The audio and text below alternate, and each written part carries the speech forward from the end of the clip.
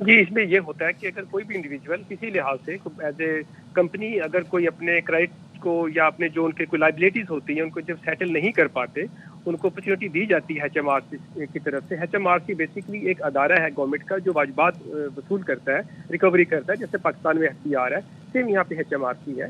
تو وہ جب سیٹلمنٹ نہیں ہو پاتی تو پھر ایچ ایم آر سی کے پاس یہ رائٹ ہے کہ وہ کورٹ میں جا کے اپنی پٹیشن فائل کرے. تو جب کورٹ میں انسالوینسی اسپیشل کورٹس ہوتی ہیں وہاں جا کے وہ اپنی پٹیشن فائل کرتے ہیں. تو اس طرح سے دونوں پارٹیز اپنی بات کرتی ہیں، اور اگر کورٹ کے جو ہے وہ موقع دینے کے باوجود اگر پارٹی اس کو سیٹل نہیں کر پاتی تو اس صورت میں جو انسالوینسی کورٹ ہے انڈر جو 1986 ایکٹ ہے انسالوینسی کا، اس کے تھرو اس کو بینکرپٹ قرار دے دیا جاتا ہے. اور جب کوئی بینکرپٹ جو ہے ڈکلیئر ہو جائے، یہ جو ایڈجوڈیکیشن ہو جائے، اس کے بعد پھر ایک لوکل گزٹ ہوتا ہے، وہاں پہ اس کو پبلش کر دیا جاتا ہے، جو کہ پبلک ڈاکومنٹ ہے، وہاں پہ ہر کوئی جا کے اس کو دیکھ سکتا ہے. تو یہ پٹیشن جو ہے یہ last year H M R C کی طرف سے فیل ہوئی تھی. اس کے بعد یہ اسی سال میں 2024 کے اپریل میں یہ جو ہے وہ یہ گزٹ کے اندر آئی. تو اس کا اب اس کے کوئی امپیکٹ آگے کچھ ہوں گے، یہ تو ہو گیا اس کا بیک گراؤنڈ. اگر اب امپیکٹ کی بات کرتے ہیں کسی لحاظ سے تو اس سے یہ ہوتا ہے کہ کوئی بھی ڈائریکٹر جو بینکرپٹ ڈکلیئر ہو جائے گزٹ کے اندر یا کورٹ کے اندر، تو اس صورت میں پھر نیکسٹ بار وہ کسی کمپنی کے ڈائریکٹر نہیں بن سکتے. تو اس کے سگنیفیکینٹ جو ہے وہ فائنینشیل ایڈ کے امپلیکیشنز آتی ہیں.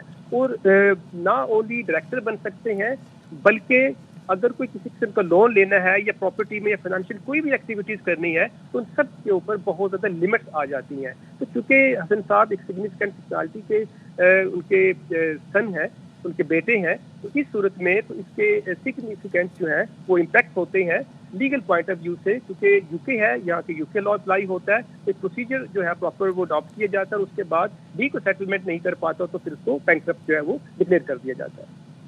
اچھا، اس میں بیرسٹر صاحب ایک تو یہ جو آرڈر ہے اس کی ذرا ناظرین کے لیے وضاحت کر دیجیے گا، اور سیکنڈلی اس آرڈر کے بعد جو کمپنی کے ڈائریکٹر ہیں، اونرز ہیں، ان کے لیے مزید آئندہ آنے والے دنوں میں کیا لٹیگیشن کے معاملات ہو سکتے ہیں؟ جیسے آپ نے کہا کہ وہ مزید کسی کمپنی کے ڈائریکٹر نہیں رہ سکتے، کیا رہے گا ان کے لیے مشکل؟ جی، چونکہ یہ انڈر انسالوینسی ایکٹ 1986 کے تھرو یہ انسالوینٹ جو ہے وہ ڈکلیئر کیا جاتا ہے، بینکرپٹ ڈکلیئر کر دی جاتا ہے. تو اس کا مطلب یہ ہے کہ کوئی بھی انڈیویجول وہ اپنی رسپانسبلٹیز یا لائبلٹیز وہ پرفارم نہیں کر سکے یا سیٹل نہیں کر سکے. تو اس صورت میں پھر ظاہر ہے نیکسٹ بار وہ کوئی بھی ڈائریکٹر کا عہدہ نہیں رکھ پائے گا، انڈیویجول کوئی بھی ہو اس صورت میں. اور پلس اگر کوئی بھی بزنس جو ٹرانزیکشن کرنی ہوتی ہیں اس میں اگر کوئی پراپرٹی کی ہے یا ریئل اسٹیٹ کی ہے تو اس کے لیے پھر آپ کو بینک سے یہاں پہ لون یا مورگیجز یا فائنینشیل سپورٹ چاہیے ہوتی ہے، تو پھر وہ نہیں ہو پائے گی.